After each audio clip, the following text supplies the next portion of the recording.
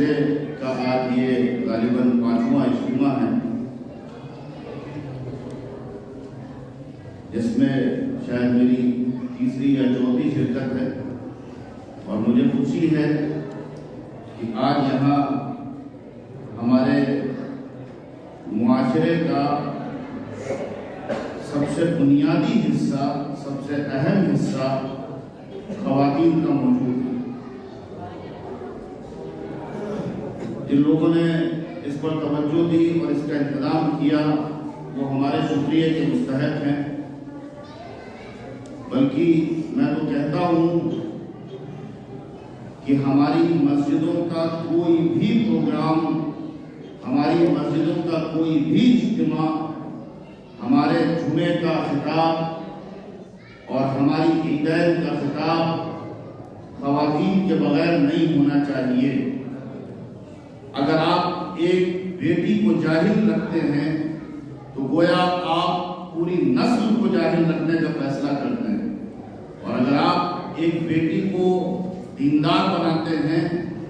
تعلیم یافتہ بناتے ہیں، اسے دین کا شعور اور دین کا فہم دینے کی کوشش کرتے ہیں،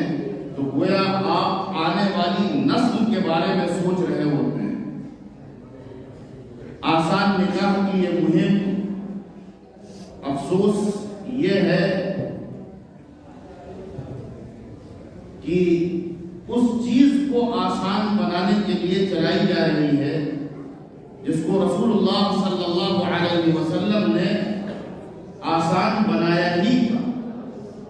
آپ نے اپنے نکاح کیے، اپنی بیٹیوں کے نکاح کیے، خواتین جنت کی سردار اپنی لخت جگر حضرت فاطمہ الزہرا کا نکاح کیا، حضرات صحابہ کرام نے اپنے نکاح کیے، اور ایسے ایسے صحابہ نے اپنے نکاح کیے جو ملینائر تھے آج کی ٹرمنالوجی میں،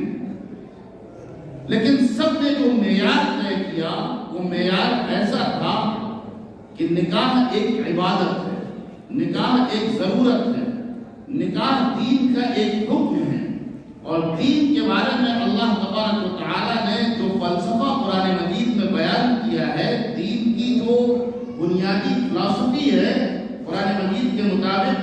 وہ آسان رکھی گئی ہے۔ چنانچہ اللہ تبارک و تعالیٰ نے بہت صاف لفظوں میں سورۃ الحج میں یہ بات ارشاد فرمائی، وَمَا جَعَلَ عَلَيْكُمْ فِي الدِّينِ مِنْ حَرَجٍ،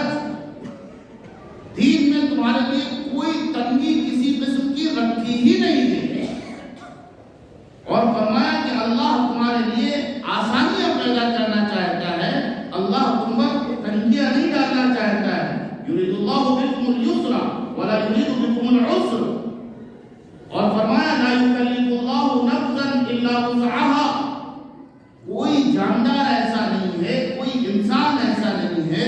جس پر اللہ تبارک و تعالی نے کسی ایسی چیز کی ذمہ داری ڈالی ہو جو وہ کر نہ سکتا ہو، جس کے کرنے کی اس کے اندر ایبلٹی نہ ہو، کیپبلٹی نہ ہو، کیپیسٹی نہ ہو، جس کے کرنے کی اس کے اندر صلاحیت نہ ہو، استطاعت نہ ہو، کوئی ایسا کسی ایسے کام کا اللہ نے حکم ہی نہیں کیا۔ اور فرمایا اللہ تبارک و تعالی نے کہ اللہ تبارک و تعالی نے تم کو امت وسط بنایا ہے۔ بہت سے مفسرین نے امت وسط کا مطلب یہ بیان کیا کہ امت عدل بنایا ہے۔ اسی عدل سے ہے اعتدال، یعنی تم کو جو طریقہ دیا گیا، تم کو جو شریعت دی گئی، تم کو جو دین دیا گیا، تم کو جو مزاج دیا گیا، تم کو جو روح دی گئی، اس کا اصل وسطیت ہے، اعتدال ہے، میانہ روی ہے، درمیانی بات ہے۔ گویا اس امت کو اس کا مقام بھی یاد دلایا گیا اور اس کا کام بھی یاد دلایا گیا۔ فرمایا گیا کہ تم کو امت عدل بنایا گیا ہے تاکہ تم لوگوں کے بارے میں گواہی دو، لوگوں کے سلسلے میں گواہی دو، اور رسول تم پر گواہ ہو۔ افسوس کی بات یہ ہے کہ جس امت کو یہ مقام دیا گیا تھا، جس امت کے لیے اس کی ایک ضرورت کو، اس کے دین کے ایک حکم کو آسان بنایا گیا تھا، اس امت نے اسے خود اتنا مشکل بنا لیا ہے، اتنا پیچیدہ بنا لیا ہے کہ آج اسے آسان کرنے کی مہم چلائی جا رہی ہے، لیکن اتنے افراد کا اور جو بھی خواتین پردے میں موجود ہوں ان کی موجودگی اس بات کی علامت ہے کہ معاشرہ اس مشکل سے جوجھ رہا ہے، کرا رہا ہے، تکلیف میں ہے، پریشان ہے۔ ہر دل سے یہ ہوک اٹھ رہی ہے کہ اس چیز کو آسان ہو جانا چاہیے، ان رسومات کو ختم ہو جانا چاہیے، لیکن ہر شخص پریشان ہے کہ آخر اس کو ختم کیسے کیا جائے۔ تو آج ماشاءاللہ مرد بھی موجود ہیں اور خواتین بھی موجود ہیں، اور قرآن مجید دونوں کو برابر خطاب کرتا ہے۔ اسلام میں عورت کا بڑا مقام رکھا گیا ہے، عورت کو قرآن مجید یکساں طور پر خطاب کرتا ہے، اور بعض جگہ تو صراحت کے ساتھ جہاں ضرورت پڑی ہے وہاں ان المسلمین والمسلمات والمؤمنین والمؤمنات والقانتین والقانتات الی آخر الآیہ، برابری کے سطح کے ساتھ، صراحت کے ساتھ، وضاحت کے ساتھ ان کا تذکرہ کیا گیا ہے۔ اور میں آپ سے یہ عرض کروں کہ نکاح کا معاملہ ہو یا گھر کے سکون و اطمینان کا معاملہ ہو یا بچوں کی تعلیم و تربیت کا معاملہ ہو یا شوہر کے سکون کا معاملہ ہو یا خاندان کے سکون کا معاملہ ہو، اس میں سب سے کلیدی رول اور سب سے بنیادی رول خواتین کا ہوتا ہے۔ یوں ہی نہیں ماں کا درجہ جب بیان کیا رسول اکرم صلی اللہ علیہ وسلم نے تو بار بار ماں کا درجہ اونچا بیان کیا اور آخر میں باپ کا درجہ بیان کیا۔ خاتون کو اللہ تبارک و تعالیٰ نے رسول اکرم صلی اللہ علیہ وسلم کی بعثت کے ذریعے جو مقام و مرتبہ عطا کیا ہے وہ کچھ اس طرح ہے کہ اگر وہ ماں ہے تو اس کی اولادوں کے لیے جنت ہے، اگر وہ بیوی ہے تو شوہر کی جنت و جہنم کا فیصلہ اس کے ہاتھ میں ہے، اگر وہ بہن ہے تو بھائی کی دست راست ہے، بھائی کا بازو ہے، اگر وہ بیٹی ہے تو رسول پاک علیہ السلام کی بشارتیں بیٹیوں کے سلسلے میں موجود ہے۔ کہیں آپ نے 2 بیٹیوں کی تعلیم و تربیت اور شادی کے سلسلے میں بشارت دی، کہیں 3 بیٹیوں کے سلسلے میں دی، اور یہاں تک فرمایا کہ جس کے جو 2 بیٹیاں ہوں اور وہ ان کی اچھی تعلیم و تربیت کرے اور پھر ان کا نکاح کر دے تو وہ اور میں قیامت کے دن اس طرح ہوں گے، کہا گئی۔ عورت کو یہ مقام اللہ نے عطا فرمایا ہے۔ آج ہمارے یہاں آسان نکاح کی مہم کامیاب نہیں ہو رہی ہے یا نکاح آسان نہیں ہو پا رہے ہیں، اس کی بنیادی وجہ مرد سے زیادہ عورت۔ اس کی وجہ یہ ہے کہ رشتے دیکھنے کا کام عام طور سے عورتیں شروع کرتی ہیں، اور شادی کی خرافات جو شروع ہوتی ہے وہ رشتوں کے دیکھنے سے ہی شروع ہو جاتی ہے۔ شادی کی خرافات جو شروع ہوتی ہے وہ رشتوں کے دیکھنے سے شروع ہو جاتی ہے۔ عام طور پر دینی مزاج نہیں ہوتا ہے، دینی فکر نہیں ہوتی ہے۔ ابھی آپ نے سنا کہ جب رشتے دیکھے جاتے ہیں تو عام طور سے یہ تصور میں نہیں ہوتا ہے کہ دیندار ہے کہ نہیں، ایمان اس کا درست ہے کہ نہیں، نماز پڑھتا ہے یا نہیں، ان چیزوں سے کوئی مطلب نہیں ہوتا ہے۔ دیکھا عام طور سے یہ جاتا ہے کہ ناک کہاں سے اونچی ہوگی یا مال کہاں سے زیادہ ملے گا۔ لڑکی والے بھی یہی دیکھتے ہیں اور لڑکے والے بھی یہی دیکھتے ہیں، دونوں کا یکساں مزاج ہوتا ہے۔ میں نے پچھلی گفتگو میں کہا تھا کہ جہیز کے خلاف تو سب پریشان ہیں، بارات کے خلاف تو سب پریشان ہیں، لیکن کسی بیٹی والے کی ہمت نہیں ہے کہ جو علی جیسا داماد ڈھونڈے جس کے پاس کچھ نہ ہو۔ تو خواتین خرافات کی شروعات وہیں سے کر دیتی ہیں جہاں سے وہ رشتے دیکھنا شروع کرتی ہیں۔ اگر بیٹے کا رشتہ دیکھنا ہے تو ان کو دنیا کی ہر بیٹی خراب نظر آتی ہے، صرف جسے وہ اپنی بہو بنانا چاہتی ہیں اس کو محلے محلے گھر گھر اتنی جگہ جاتی ہیں، اتنی جگہ ناشتہ کرتی ہیں کہ اللہ کی پناہ، اور ہر جگہ کمیاں بیان کر کے آتی ہیں۔ آپ اللہ سے ڈریے، اللہ گرفت فرما سکتا ہے۔ جب کسی ماں کے سامنے اس کی لخت جگر کی آپ برائی بیان کر رہی ہوتی ہیں، اس کے نتائج بیان کر رہی ہوتی ہیں، اس کو ٹھکرا کے اٹھ رہی ہوتی ہیں، تو اس ماں اور اس باپ کے اوپر کیا گزرتی ہوگی۔ اور جب بیٹی کا رشتہ تلاشتی ہیں تو دنیا کا سب سے خوبصورت داماد چاہیے ہوتا ہے، دنیا کا سب سے مالدار داماد چاہیے ہوتا ہے۔ پھر اس کے بعد وہ مسلمان جس کو یہاں تک کہا گیا ہے کہ اس کے دین کا کوئی اعتبار نہیں، جس میں ایفائے عہد کی خو نہیں ہے، عادت نہیں ہے، جس کے اندر معاہدہ پورا کرنے کی عادت نہیں ہے، اس کے دین کا کوئی اعتبار نہیں ہے۔ یہ اللہ کے رسول صلی اللہ علیہ وسلم کی حدیث ہے۔ تو زبان سے کام نہیں چلتا ہے، بکریاں بیچی جاتی ہیں، بکرے خریدے جاتے ہیں، لفافے دیے جاتے ہیں، پیسوں کا تبادلہ ہوتا ہے۔ یہ انسان جو اشرف المخلوقات تھا، جس کو سب سے زیادہ فضیلت دی گئی تھی، یہ کتنا گر جاتا ہے، کس قدر گر جاتا ہے کہ بغیر پیسے کے تبادلے کے، بغیر سامان کے تبادلے کے، اور لڑکے والوں پر تو اللہ رحم کرے، ایسے ذلیل، ایسے مجرم اور ایسے بددماغ اور حریص قسم کے ہوتے ہیں کہ صرف منگنی میں 25 لوگوں کو لے کے جاتے ہیں، 50 لوگوں کو لے کر کے جاتے ہیں، اور اس کے بعد یہی نہیں کہ لڑکی والا لڑکے کا پیٹ بھرے اور پھر لڑکے کے باپ کی جہنم بھرے، اس کو کچھ نہ کچھ 1500 روپے جتنے لوگ شامل ہیں سب کو دینا ہے۔ یہ کس کا طریقہ ہے؟ یہ جناب محمد رسول اللہ صلی اللہ علیہ وسلم کا طریقہ نہیں ہے، یہ حضرات خلفائے راشدین کا طریقہ نہیں ہے، یہ سلف امت کا طریقہ نہیں ہے، بلکہ میں آپ سے کہتا ہوں یہ امت کے شریف لوگوں کا طریقہ نہیں ہے، یہ کمینوں کا طریقہ ہے، یہ مشرکوں کا طریقہ ہے، یہ مجرموں کا طریقہ ہے، یہ ہندوانہ رسمیں ہیں۔ اس ملک میں جو دوسرے مذاہب کے لوگ ہمارے یہاں رہتے ہیں، یہ ان کی رسمیں ہیں۔ اور پھر یہ عورت کبھی ساس بنتی ہے، کبھی نند بنتی ہے، کبھی جٹھانی بنتی ہے، یہ مختلف رشتے وجود میں آتے ہیں۔ اب ایک لڑکی اگر بیچاری نیک ہے اور لڑکے نے خدا نخواستہ ہمت کی ہے اور سادہ نکاح کیا ہے، آسان نکاح کیا ہے، بلکہ سادہ اور آسان کے لفظ بولنا ہی درست نہیں ہے میرے نزدیک۔ سنت کے مطابق، نبی پاک علیہ السلام کی سیرت کے مطابق، آپ کی سنت کے مطابق، صحابہ کی اقتداء کے مطابق اگر اس نے نکاح کیا ہے تو یہ اسے ستاتی ہیں، یہ اسے تانے دیتی ہیں، یہ اس پر جملے کستی ہیں، یہ کہتی ہیں تم اپنے باپ کے گھر سے لے آتی، اور پھر بسا اوقات اگر بیٹا بھی ان کے ساتھ شامل ہو جائے تو کیا کہنے، ذرا کچہری کے چکر لگائیے، کورٹ کے چکر لگائیے، وہاں آپ دیکھیے جہیز کی وجہ سے کتنے مقدمات ہیں،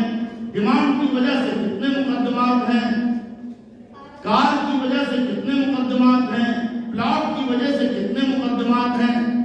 لڑکا آپ نے پیدا کیا، لڑکا آپ نے پالا، لڑکے کی شادی آپ کی ذمہ داری ہے، آنے والی بیوی کی ذمہ داری شوہر پر ہے، ڈیمانڈ ساری لڑکی والوں سے۔ عجیب و غریب فتنہ بنا دیا گیا ہے شادی کو۔ ہفتے بھر ایک تو رشتے کی خرافات ہوتی ہیں، وہیں سے خرافات اور مشکلات شروع ہو جاتی ہیں، پھر جب رشتہ طے ہو جاتا ہے تو اس کے بعد کم از کم ہفتے بھر شادی کی رسومات چلتی ہیں، شادی کے پروگرام چلتے ہیں، الگ الگ عنوان سے پروگرام ہوتے ہیں۔ مجھے تو بھائی اللہ گواہ ہے، جو بچپن میں نے اپنے گاؤں دیہات میں دیکھا تھا، ایک دو رسمیں وہ معلوم ہیں، باقی کچھ رسمیں علی گڑھ آ کر کے نہیں معلوم ہوئی، کچھ کھانوں کے نام نئے معلوم ہوئے، یہ سب خرافات ہے۔ اور میں بہت صراحت کے ساتھ کہتا ہوں، یہ سب ہندوانہ تہذیب، مشرکانہ تہذیب، غیر اسلامی تہذیب اور اس کلچر کا حصہ ہیں۔ امیر غریب کرے یا غریب، پڑھا لکھا کرے یا جاہل، جو بھی کرتا ہے وہ نکاح جیسی عبادت کو مشرکوں کے، کافروں کے طریقوں سے گندا کرتا ہے، اور جس چیز میں گندگی شامل کر دی جائے گی اس میں برکت ہو، اس کے نتیجے میں اچھی اولاد کا سلسلہ چلے، نیک اور صالح اولاد پیدا ہو، ممکن نہیں ہے، قیامت تک ممکن نہیں ہے۔ آج کیا ہوتا ہے، آج شادی ہوتی ہے، باپ اور ماں دونوں لگے ہوتے ہیں کتنا زیادہ سے زیادہ مل جائے، کتنا جہیز مل جائے، کون سی گاڑی مل جائے اور کیسے گھر مل جائے اور کیا ہو جائے، جی اپنے رشتہ داروں کو، اپنے احباب کو، سب کو اکٹھا کرتے ہیں، تم سب کو مل کر کے ایک مظلوم لڑکی کے مظلوم باپ کے یہاں چلنا ہے، اور وہاں چل کر کے ہمارے ساتھ ہماری ڈیمانڈ پر اپنی جہنم بھرنا ہے، اپنی جہنم بھرنا ہے، لوٹ کے آنا ہے۔ اور میں نے تو بعض مرتبہ بارات میں جاتے ہوئے لوگوں کو دیکھا ہے، وہاں جاتے ہیں تو اس طرح بیٹھتے ہیں جیسے کبھی بیٹھنے کے لیے کرسی نہ ملی، اور کھانے کا اور پانی کا اور شربت کا اور کافی کا اس طرح مطالبہ کرتے ہیں، ایسے غرور کے ساتھ مطالبہ کرتے ہیں جیسے معلوم ہوتا ہے کوئی چھچورا پہلی مرتبہ کسی اچھے کھانے کے دسترخوان پہ بیٹھ گیا۔ یہ باراتیوں کا حال ہوتا ہے۔ میں بالکل پریکٹیکل بتا رہا ہوں، ہو سکتا ہے آپ میں سے کچھ لوگ کرتے ہوئے برا لگ رہا ہو کہ مولانا کتنے سب جملے بول رہے ہیں، لیکن میرا اس سلسلے میں موقف یہ ہے کہ بارات میں جانے والوں کو اتنا ذلیل کر دیا جائے اور جہیز کا مطالبہ کرنے والوں کو اتنا ذلیل کر دیا جائے کہ وہ سماج میں جب گزرے تو ایسے گزرے جیسے وہ حرام کھا کے گزر رہے ہیں، جیسے وہ حرام کام کر کے گزر رہے ہوں، جیسے وہ ڈکیتی ڈال کر کے گزر رہے ہوں۔ اور جو عورتیں اس میں ملوث ہیں ان عورتوں کو اتنا شرمندہ کر دیا جائے، اتنا شرمندہ کر دیا جائے کہ وہ جب چار عورتوں کے درمیان بیٹھے تو وہ چار عورتیں ان پر جملے کسیں اور ان سے کہیں تم جہیز مانگتی ہو، تم بارات کا مطالبہ کرتی ہو۔ اس سلسلے میں انتہائی سخت موقف اختیار کرنے کی ضرورت ہے۔ میں پوری ذمہ داری سے یہ بات کہتا ہوں، جہیز اور بارات ان دونوں کا کوئی تصور اسلام میں موجود نہیں ہے، اور بار بار کہتا ہوں اسلام کی سرکاری زبان میں ان دونوں کے لیے کوئی لفظ موجود نہیں ہے۔ خدا نہ خواستہ کیا یہ شریعت ناقص ہے؟ خدا نہ خواستہ کیا قرآن ناقص ہے؟ خدا نہ خواستہ کیا اللہ کے رسول صلی اللہ علیہ وسلم نے دین ہم تک ناقص پہنچایا ہے؟ خدا نہ خواستہ کیا حضرات صحابہ نے ناقص دین ہم تک پہنچایا ہے؟ ہرگز نہیں، ہرگز نہیں۔ دین کامل ہے، مکمل ہے، اس میں کسی اضافے کی گنجائش نہیں۔ نکاح کے سلسلے میں بہت آسان سی بات یہ ہے کہ ہر آدمی یہ طے کر لے اگر کہ ہمیں دین نے جو آسانی کا مزاج رکھا ہے اس آسانی کے مطابق نکاح کرنا ہے، نکاح کو آسان بنانا ہے، تو پھر بہت آسان ہے، مسئلہ بہت آسان ہے۔ رشتہ طے کیجیے اور اس میں دیکھیے،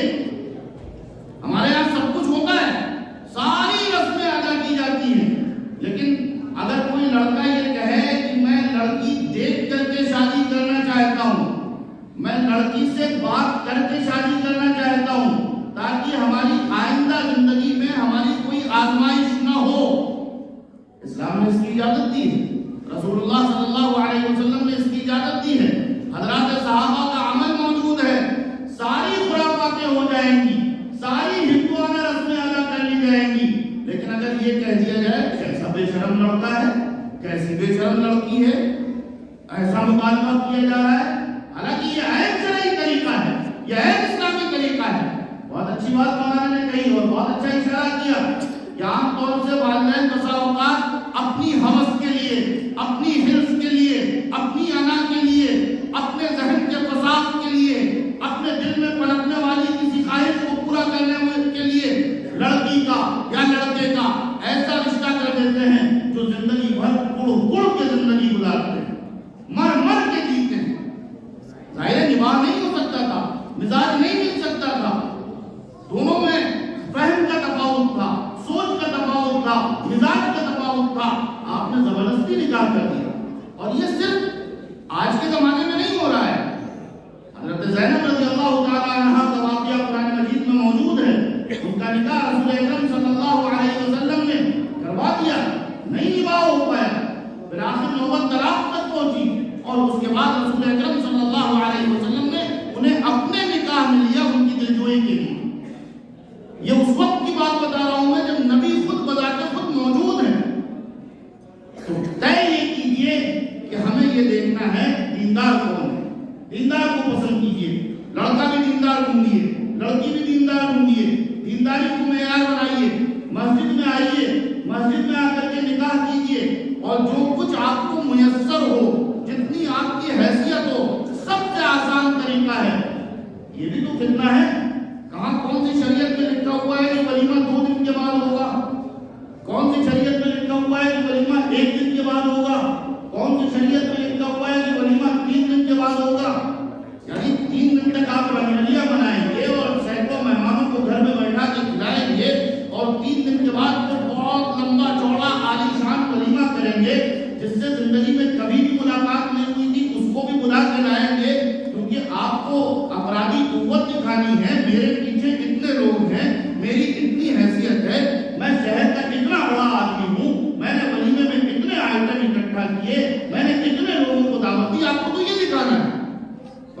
بہتر طریقہ کیا ہے؟ مسجد میں نکاح کیجیے، وہیں لڑکے والے کی طرف سے ولیمہ ہو جائے، وہیں ناشتہ ہو جائے، وہیں کھانا ہو جائے۔ ایک سے ایک مثالیں موجود ہیں بڑے سے بڑے پڑھے لکھوں کی۔ ایسے لوگوں کی مثالیں آپ کو میں دے رہا ہوں جن کو میں براہ راست نہیں جانتا ہوں، لیکن ان کے نکاح کی تفصیلات آتی رہتی ہیں۔ 150 کلومیٹر دور دہلی میں مسجد اشاعت اسلام میں ایسے ایسے نکاح ہوتے ہیں، معلوم ہوا لڑکا انجینئر ہے، MBBS ڈاکٹر ہے، لڑکی بھی ویل کوالیفائڈ ہے،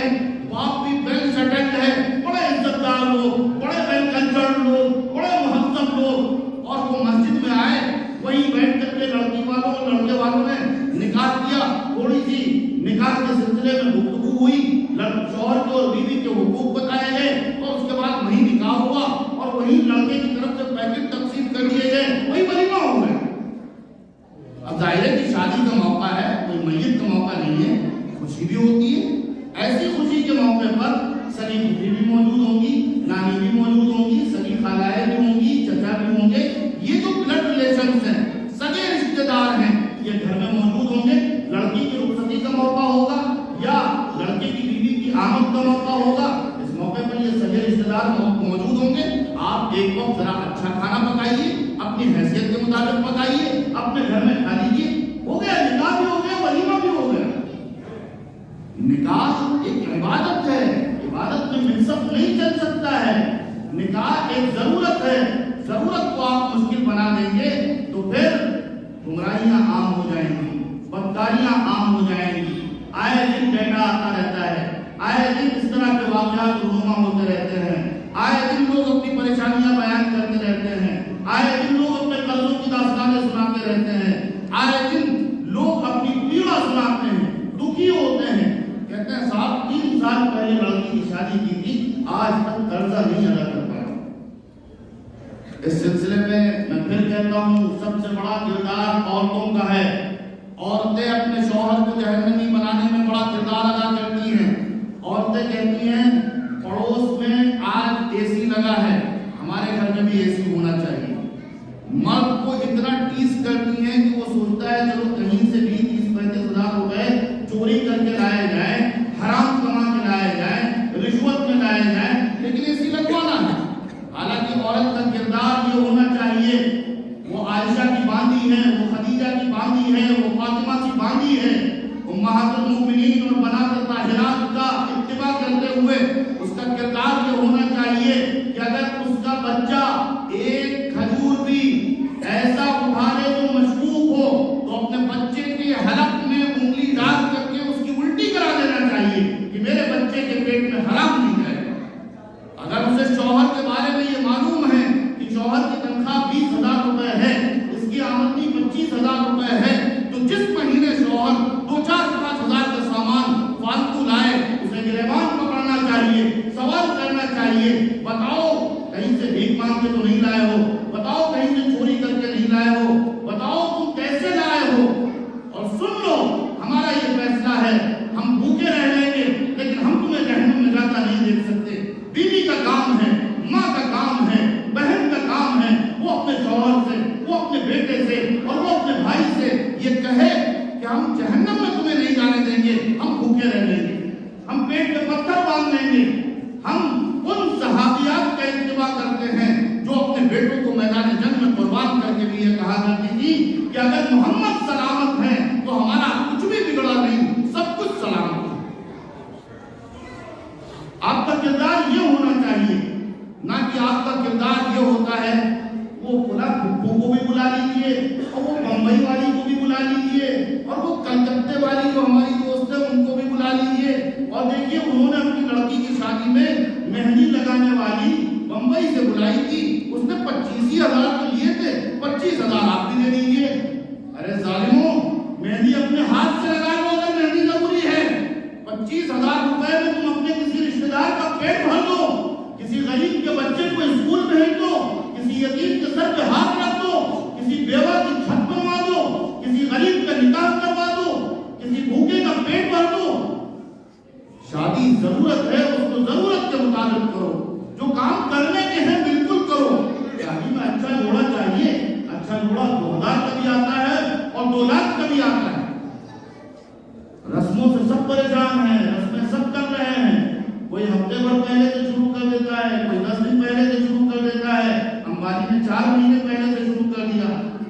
ऐसा सरफरा होगा, कहेगा उसने 4 महीने पहले किया है, हमको 40 दिन पहले तो शुरू करना चाहिए। लेकिन उन रस्मों में घिर करके मुआशरा तबाह हो रहा है, समाज तबाह हो रहा है, घर तबाह हो रहे हैं। बाप के ऊपर जो बोझ होता है वो बस बाप ही जानता है। जिस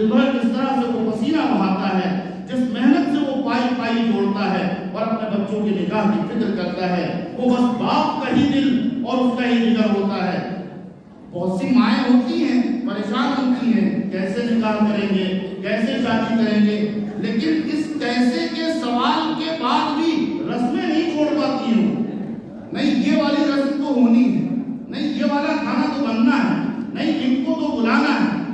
मैं अक्सर ये बात कहा करता हूँ कि रसूल अकरम सल्लल्लाहु अलैहि वसल्लम की पूरी सीरत पढ़ लीजिए, आपको कहीं भी ये बात नहीं मिलेगी कि आपने किसी वलीमे और किसी निकाह में शिरकत के लिए दूर दराज का सफर किया हो, मदीने के बाहर किसी शहर में सिर्फ इसलिए गए हों कि हम निकाह में शिरकत के लिए जा रहे हैं। हाँ, ये मिसालें जरूर मौजूद हैं कि छोटे से मदीने के शहर में निकाह हो जाया करते थे और लोगों को इसकी जिद भी नहीं हुआ करती थी कि हजरत पढ़ा दे तो बड़ी बरकत होगी। निकाह हो जाते थे, वलीमे हो जाते थे, बाद में हजरत नबी करीम सल्लल्लाहु अलैहि वसल्लम को पता चलता था कि साहब निकाह हो गया, तो आप उस पर नकीर नहीं फरमाया करते थे, शिकवा नहीं किया करते थे, तुमने हमको क्यों नहीं बुलाया, तुमने हमको क्यों नहीं पूछा। तो मेरे बुजुर्गों, बातें बहुत सारी हो सकती हैं, तफसीलात इस सिलसिले में बहुत हैं। एक एक रस्म पर गुफ्तगू की जाए तो एक एक घंटा नाकाफी होगा, लेकिन जाहिर है कि एक मजलिस में सारी गुफ्तगू नहीं हो सकती है। ये मुहिम चल रही है और इंशाअल्लाह चलेगी। कुरान करीम ने जब शराब को हराम किया, शराब अहले अरब के लोगों की ताबीर के मुताबिक घुट्टी में पड़ी हुई, इस तरह से वो शराब के आदी थे कि अच्छे अच्छे लोग, शरीफ लोग शराब पिया करते थे। कुरान ने पहले शराब को फिस्क कहा, उसके बाद दूसरे मरहले में कुरान ने ये हुक्म दिया कि देखो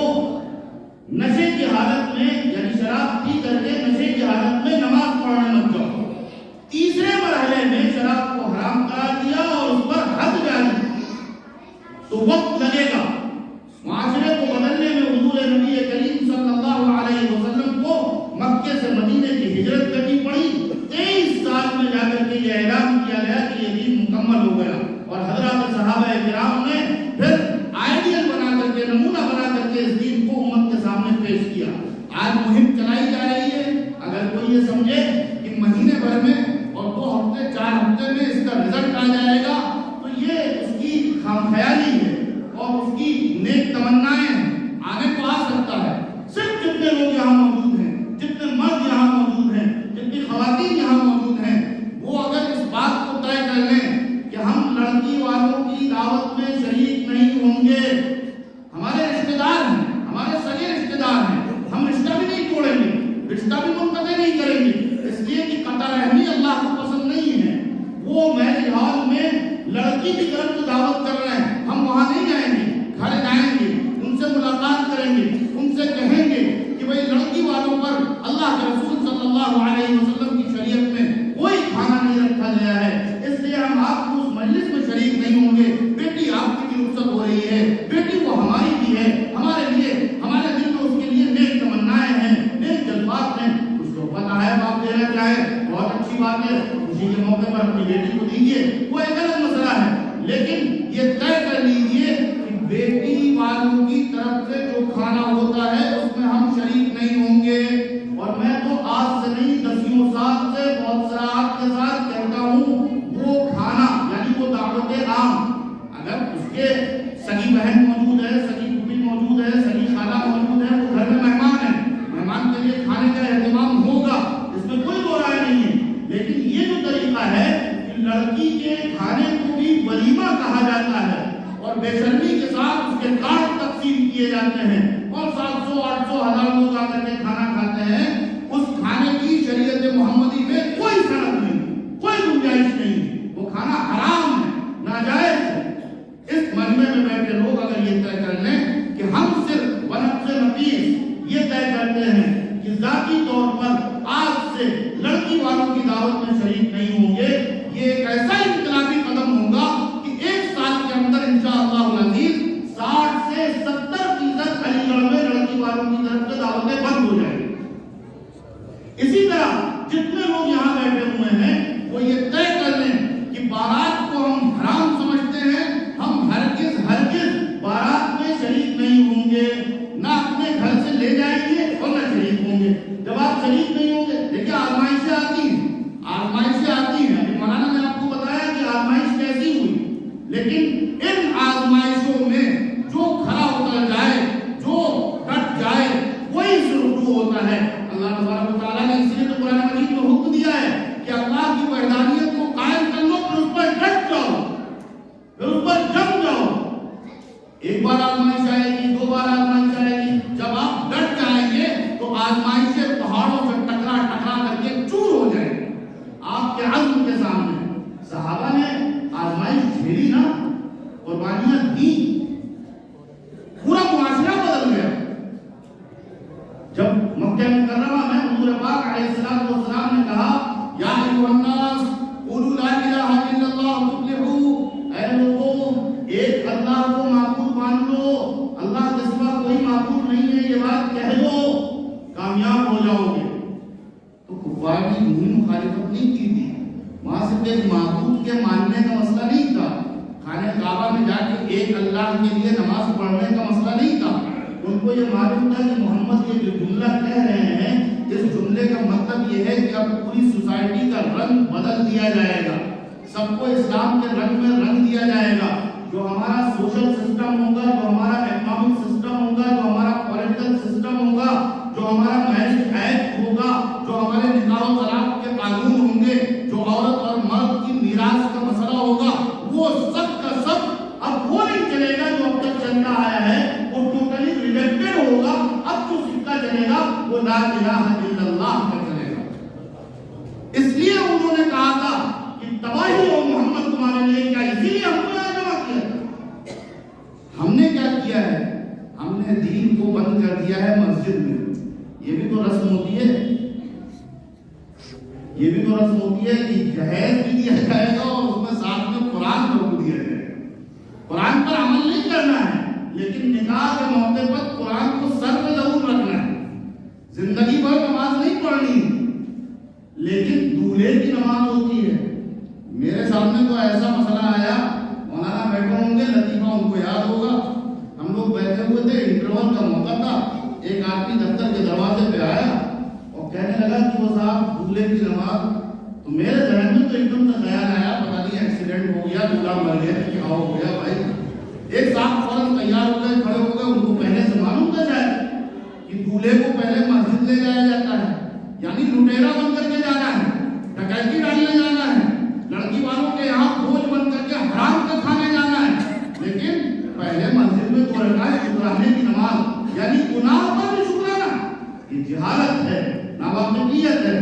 تو میں کہا نہیں تو صاحب دولہے کی نماز پڑھائی جاتی ہے۔ جو مولانا جا رہے تھے، میں نے ان سے کہا کہ ہرگز مت جائیے، وہ نماز بھی عبادت نہیں ہو سکتی ہے جو نبی پاک علیہ السلام کے بتائے ہوئے طریقے کے مطابق نہ پڑھی جائے، وہ نماز بھی عذاب بن جائے گی۔ آپ کو 2 رکعت کا حکم دیا گیا، آپ 4 رکعت نہیں پڑھ سکتے، اتنے نیک آپ نہیں بن سکتے کہ جنت سے آگے نکل جائے، اتنا ہی کرنا ہے جتنا نبی نے کیا ہے۔ تو عجیب عجیب رسمیں ادا کی جاتی ہیں، تو ان رسموں سے نجات پانے کے لیے ہمیں یہ طے کرنا ہے، یہ عزم کرنا ہے کہ ہم بارات میں نہ جائیں گے، نہ کسی کو لے جائیں گے، نہ بلائیں گے، مسجد میں نکاح کریں گے، نکاح کی مجلس میں شریک ہوں گے، دعا میں شریک ہوں گے۔ اور اتنا اگر میں واقعی کہہ رہا ہوں، آپ کھڑے ہو کر کے عزم کا اظہار کیجیے اور ہماری خواتین پردے کے پیچھے سے اپنے عزم کا اظہار کریں کہ اب تک جو غلطیاں ہوئیں وہ ہوئیں، لیکن آئندہ انشاءاللہ العزیز ہمارے گھر کی جو بھی شادی ہوگی وہ علی اور فاطمہ کے طریقے کے مطابق ہوگی، وہ محمد اور خدیجہ کے طریقے کے مطابق ہوگی، وہ حسن اور حسین کے طریقے کے مطابق ہوگی۔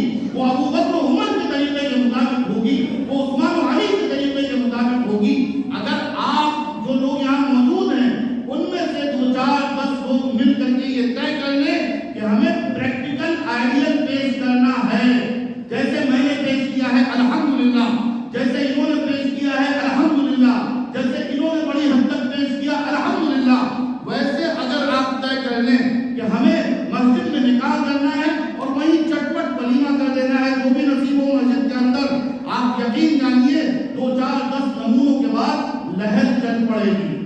نبی کی تحریک جو کامیاب ہوئی وہ عملی نمونوں کی بنیاد پر کامیاب ہوئی. صحابہ جدھر گئے لوگوں نے کہا سچ بولنے والے آ گئے, امانت دار آ گئے, حرام سے بچنے والے آ گئے, نظروں کی حفاظت کرنے والے آ گئے, پردہ کرنے والے آ گئے, مدد کرنے والے آ گئے, دوسروں کا بوجھ اٹھانے والے آ گئے. نتیجہ یہ ہوا کہ جدھر وہ گئے ادھر ایمان کی بہاری چل گئی. آپ بھی یہ طے کر لیں, جو والدین ہوں وہ طے کر لیں, اور جو نوجوان ہوں وہ طے کر لیں, اور کھڑے ہو کر کے اپنے عزائم کا اظہار کریں. یقین مانیے آسان نکاح کی مہم ختم ہو جائے گی, ہوا چل پڑے گی, بلکہ آندیاں چل پڑیں گی, اور آپ جس سنت کو زندہ کریں گے اس سنت کی زندگی سے جو ہوا چلے گی, جو سیلاب آئے گا, اس میں یہ ساری رسمیں اور سارے جہیز کے لانتی اور سارے بارات کے لٹیرے اس میں بہہ جائیں گے. آپ یقین کیجیے.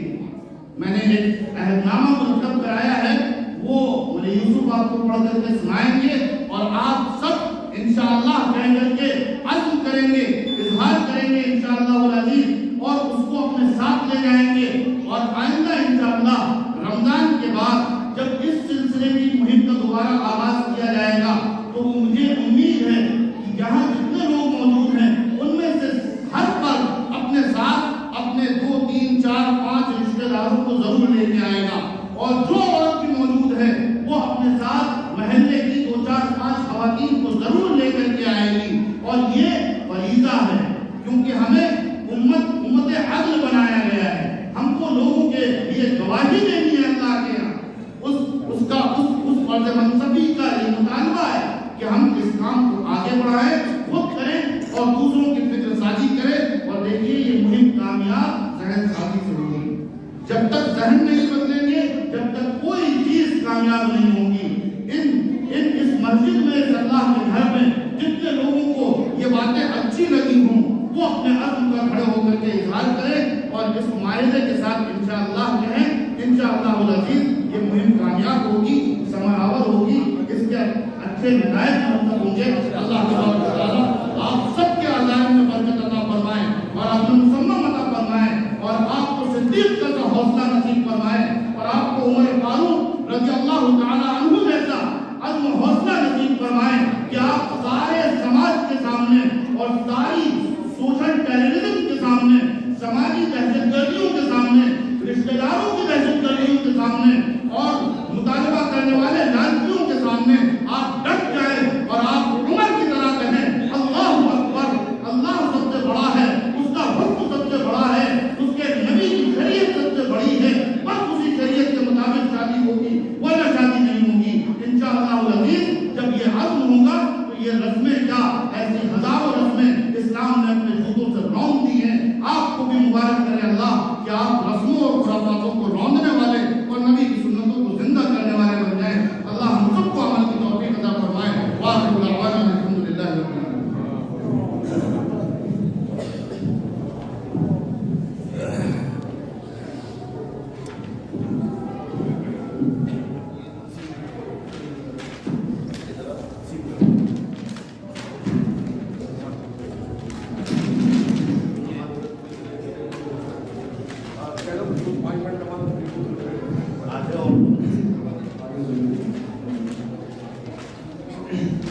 دیکھیے بھی نماز کا ٹائم ہو گیا ہے, لیکن یہ ہماری مہم بڑی اہم ہے, اور انشاءاللہ نماز تھوڑا سا دیر کر لیں گے, اس میں کوئی ضرورت نہیں ہے. مسائل یہ ہے کہ جو باتیں ہمارے سامنے آئی ہیں اس میں ہمارے مولانا کیا ہے,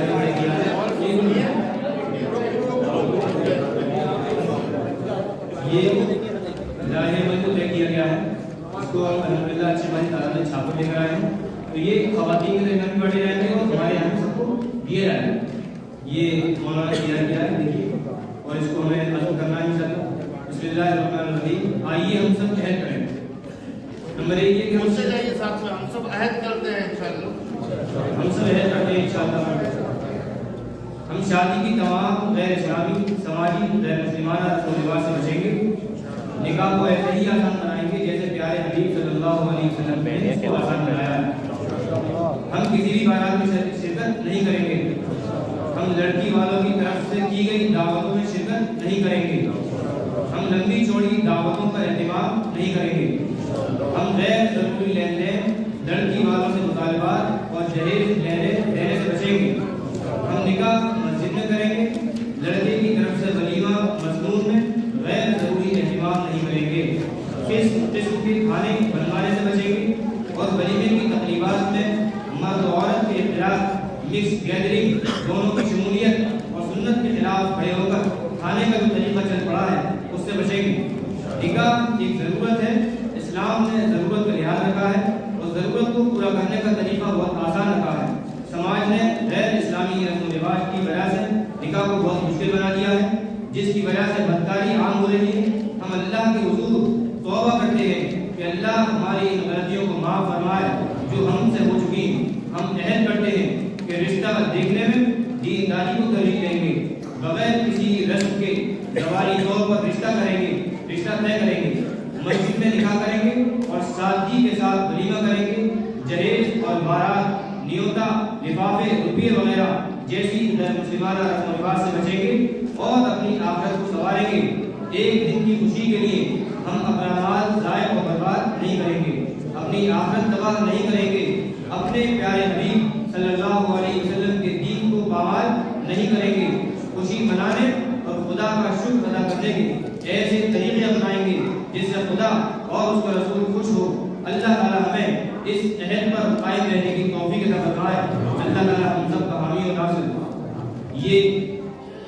یہ جو یعنی لاہمہ ہے، اس میں ایک ہی پیج میں دونوں ہیں، ہندی میں بھی اردو میں بھی، تو ہم سب کے لیے آسانی ہو جائے گی۔ اور اس کے بعد میں انشاءاللہ